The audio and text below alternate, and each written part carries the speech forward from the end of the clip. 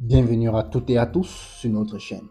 Aujourd'hui, nous allons plonger dans une actualité qui a captivé de nombreux observateurs en Afrique et ailleurs. Le voyage du capitaine Ibrahim Traoré à Moscou à bord d'un avion. Ce déplacement soulève beaucoup de questions. Pourquoi ce type d'avion? Pourquoi cette proximité avec la Russie?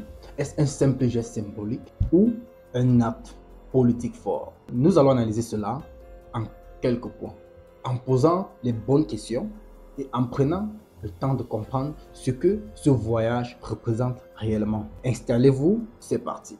Le 9 mai, la Russie célébrait le 80e anniversaire de la victoire dans la Grande Guerre patriotique, c'est-à-dire la fin de la Seconde Guerre mondiale, selon la perspective russe. Cette journée est l'une des plus importantes du calendrier politique à Moscou. Chaque année, des chefs d'État du monde entier sont conviés à la cérémonie qui se tient sur la célèbre place Rouge. Cette année, au milieu des tensions internationales grandissantes et des lignes de fracture mondiale, la présence d'Ibrahim Traoré a pris une signification toute particulière. Ce n'est pas juste une commémoration, c'est une vitrine politique. Et Moscou a choisi de mettre en avant certains partenaires dont le Burkina Faso. Contrairement à ce que certains pourraient croire, Ibrahim Traoré ne s'est pas invité de lui-même à cet événement. Il a reçu une invitation officielle du Kremlin, signe d'un rapprochement assumé entre les deux pays. Être invité à un tel événement, ce n'est pas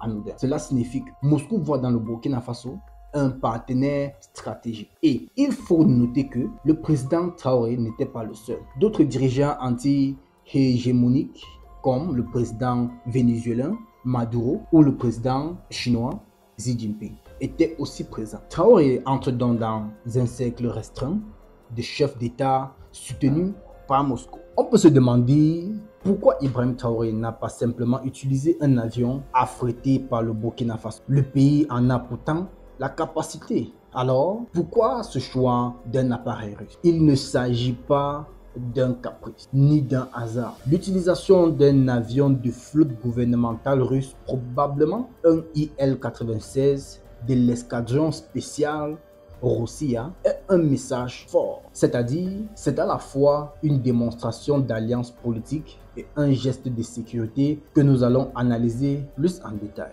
Depuis son arrivée au pouvoir, Ibrahim Traoré fait face à un climat de tension extrême. Plusieurs tentatives de déstabilisation ont eu lieu, notamment en septembre 2023 et en avril 2020. Le contexte sécuritaire autour de lui est donc particulièrement très sensible. En choisissant un avion russe conçu pour le transport de hauts dirigeants, le président burkinabé se protège. Ces appareils sont équipés de technologies avancées, comme par exemple système de brouillage de radar, lueur thermique contre missiles, vitres renforcées, communication cryptée et même défense anti-drone. Alors, voyager avec un tel dispositif, c'est minimiser les risques d'attentats, de sabotage ou d'incendie aérien. Donc, vous comprenez que voyager dans ce type d'avion est totalement privé.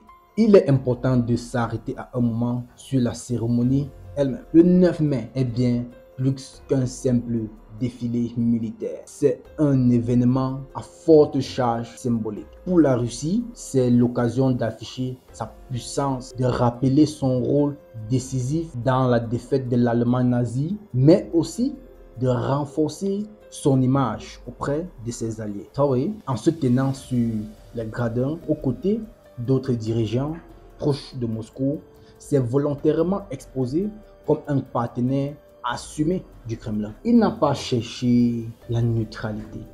Il a pris position au vu et aux yeux du monde entier. Ce voyage n'est que le prolongement d'un virage diplomatique amorcé depuis plusieurs mois.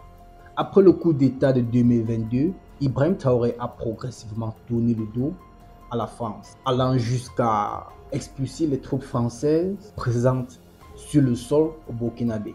Il a ensuite multiplié ses contacts avec la Russie, sollicitant de l'aide militaire, logistique, mais aussi idéologique. Ce partenariat grandissant se manifeste aujourd'hui concrètement. pas des gestes visibles comme ce voyage en avion russe. Ce choix d'un avion russe est aussi une manière de rejeter les circuits de transport traditionnels dominés par les puissances occidentales.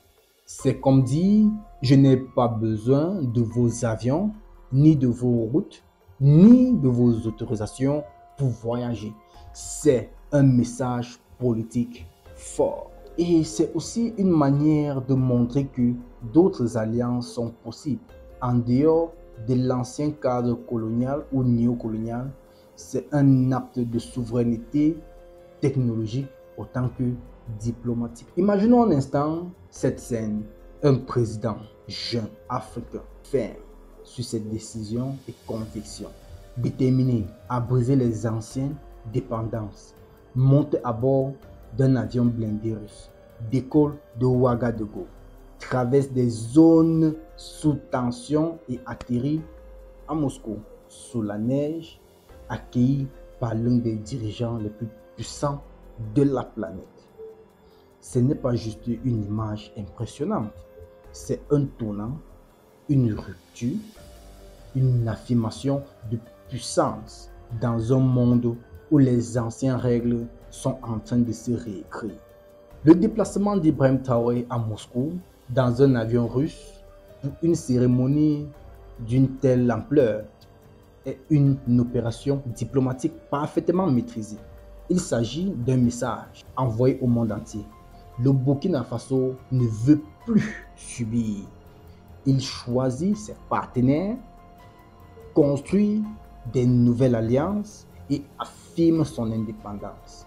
Ce voyage n'est pas juste un déplacement diplomatique, c'est un manifeste politique. Abonne-toi pour d'autres analyses et partage si tu veux que la voix africaine soit entendue autrement.